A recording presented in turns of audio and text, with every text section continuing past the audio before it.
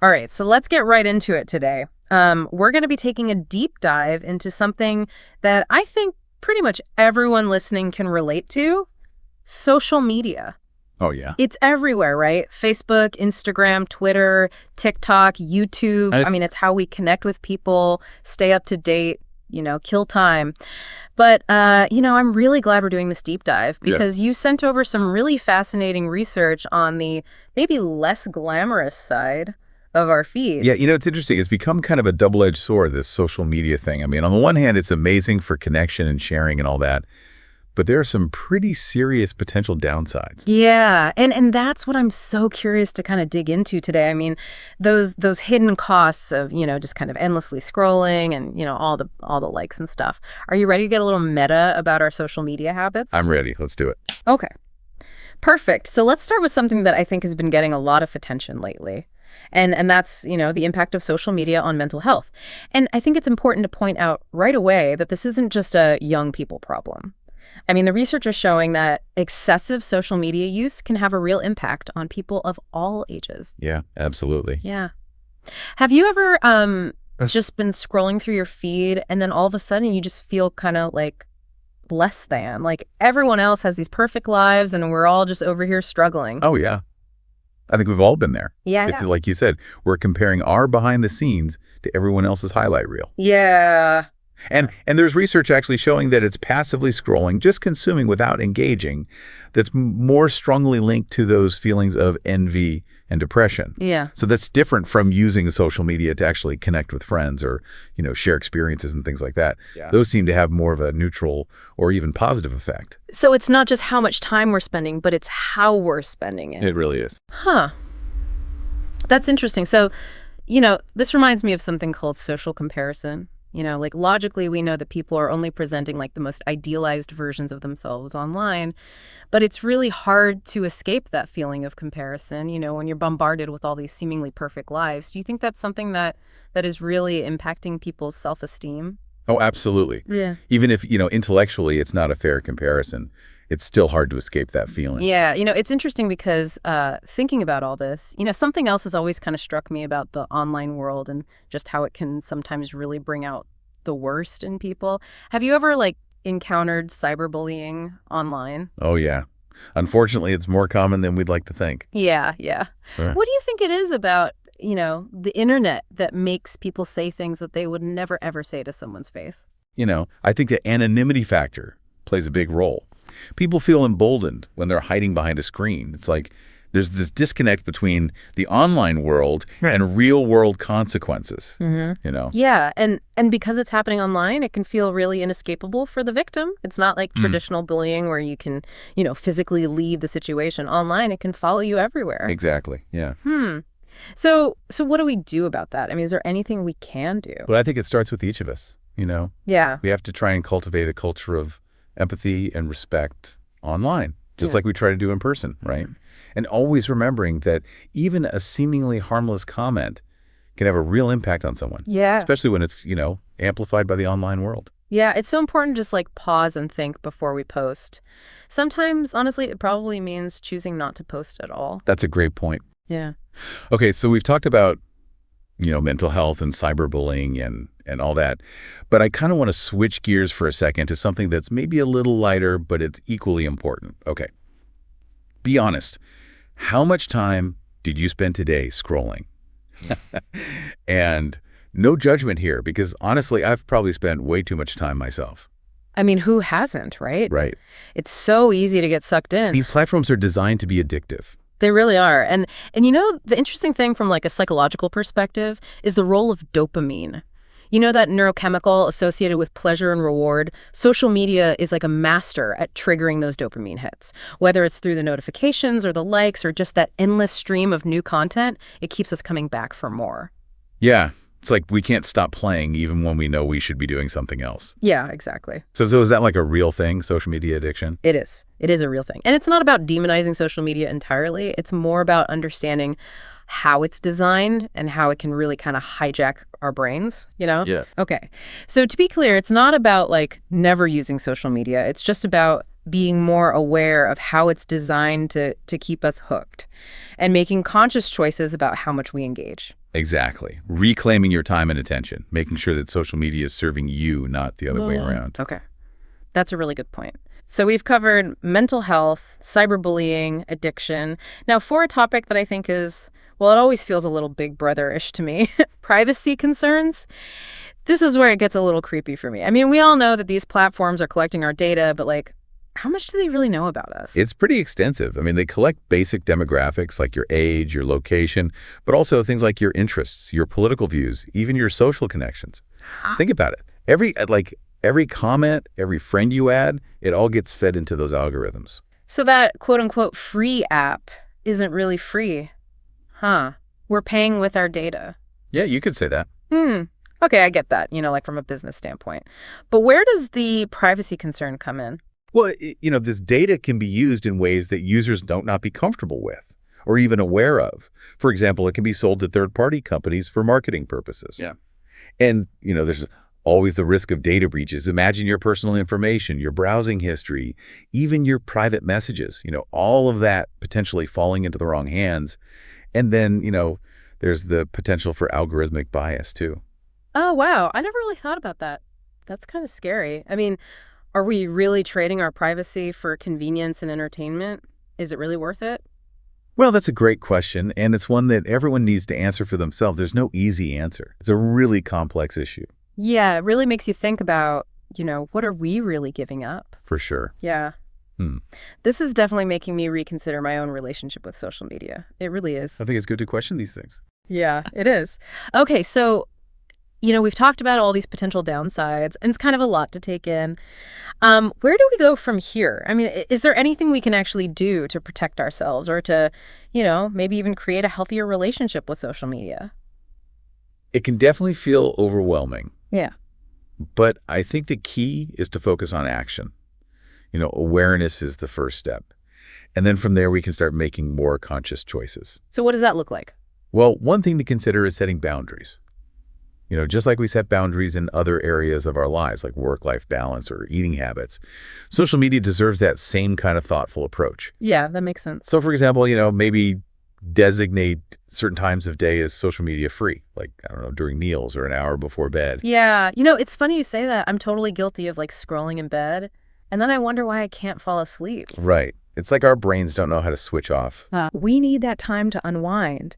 And the constant stimulation, it can really interfere with sleep. It can even impact our cognitive abilities. Wow. So it's not just about the time we're spending online. Yeah. But the quality of that time, too. Yeah. Huh. Yeah, exactly. Okay, so time limits are a good starting point. Yeah. What else can we do to, improve that quality? Another thing to think about is the content you're consuming. Take a look at the accounts you're following. Are they adding value to your life? Are they inspiring you or educating you or making you laugh? Or are they triggering those feelings of inadequacy or anxiety? Ooh, yeah. I think we all have a few accounts we could probably unfollow and not even miss them. Right. It's about curating your feed and surrounding yourself with content that lifts you up, rather than drags you down. So true. And, we always have the option to mute or block people who are being negative or abusive. We don't have to tolerate that. Exactly. You have control over your online experience. It's funny how we often put up with things online that we would never tolerate in person. It's like there's a different set of rules or something. It is. And I think sometimes we forget that there are real people behind those profiles, and our words have a real impact. Oh, for sure. So it's not just about what we're consuming, but also what we're putting out there ourselves. Really thinking before you post. Exactly. Is this adding to the noise? Or is this contributing to something positive? And we can all play a part in creating a more positive and supportive online environment. Yeah. And sometimes that means choosing to stay silent. Absolutely. Sometimes inaction is the most powerful action. That's a really good point. Okay, so we've talked about, setting boundaries and being more mindful of what we consume and what we contribute. But what if someone is already really feeling overwhelmed or it's having a negative impact on their life? What can they do? Yeah. That's such an important question. Yeah. And first and foremost, if someone is struggling, it's so crucial to reach out for support. Talk to a trusted friend or family member, or consider seeking professional guidance from a therapist or counselor. There's no shame in asking for help. Yeah, and I think it's important to remember they're not alone. Right. So many people are dealing with these same challenges. Absolutely. And, thankfully, there are resources available. Therapists are becoming more specialized in dealing with social media-related issues, and there are even support groups specifically for people who are struggling with social media addiction. Okay, so it sounds like there's a growing awareness of the potential downsides and maybe, a growing movement towards finding healthier ways to engage. What do you think? Yeah, I think so. I think people are starting to recognize that their well-being matters and taking steps to protect themselves. That's really encouraging to hear. It is. It is. Yeah. It's like we're finally starting to wake up to the fact that social media isn't inherently good or bad. It's a tool, right? Yeah. And like any tool, it can be used for good or for ill. I love that analogy. So if we can shift our thinking from, is social media good or bad to how can I use it for good? Right. That feels a lot more empowering, doesn't it? It really does. Yeah. Okay, so we've explored some practical strategies, but let's not forget that it can also be a force for good. Right. It can connect us with people from all over the world. It can help us build communities, even spark social change. It's all about how we use it. That's such an important point to remember. It's easy to get caught up in the negative. But we've seen social media used to raise awareness about important issues, organize protests and movements, connect people with resources and support. I mean, the list goes on and on. Yeah, we've seen it empower marginalized communities, give voice to the voiceless, even inspire acts of kindness and generosity. Exactly. It's pretty amazing when you think about it. It really is. It can be a catalyst for positive change, both on an individual level and on a global scale. So it's not all doom and gloom. There's a lot of good out there. That's right. If you know where to look. And, if you're mindful of the potential pitfalls and you take those steps to protect yourself, you can really harness the power of social media for good, Right. while minimizing the negative impacts. Okay, so big question. What's the takeaway here? Should we embrace it? Should we reject it? Or is it somewhere in between? I think it's about finding what works for you. Experiment with different platforms, different strategies, different levels of engagement, and see what feels good, what feels authentic, what adds value to your life. So basically creating a healthy relationship with social media. Exactly. One that serves you and your well-being. Yeah, and it's a constantly evolving landscape too. Like new platforms emerge and algorithms change, trends come and go. All the time. So it's like staying informed, staying adaptable, staying true to yourself. Yeah. Well said. Thank you. Okay, I think we're getting close to the end of our deep dive here. Any final thoughts you want to share? Just that the power ultimately lies with us, the users. We have the ability to shape the social media landscape, to make it a more positive and inclusive and meaningful space. It all starts with those individual choices, that awareness, and that willingness to engage thoughtfully and responsibly. Wow, I love that. It's a good reminder that we're not just passive consumers. We have agency. We can make a difference. We absolutely can. And that's a pretty empowering thought, isn't it? It really is. So instead of getting bogged down in all the negativity, maybe we can focus on, harnessing that positive potential and using it to create a better world. I love that idea. Well, on that note, I think it's time to wrap things up. Thank you so much for joining us for this deep dive into the world of social media. We hope you found it informative, thought-provoking, and maybe even a little inspiring. It was my pleasure. It really has been fascinating. We've only just skimmed the surface, but I think, we've given our listener a lot to think about. I think so, too. Yeah. So if there's just one thing I hope our listener takes away from all of this, it's that they really do have the power to create a much more positive and fulfilling social media experience for themselves. Yeah, absolutely.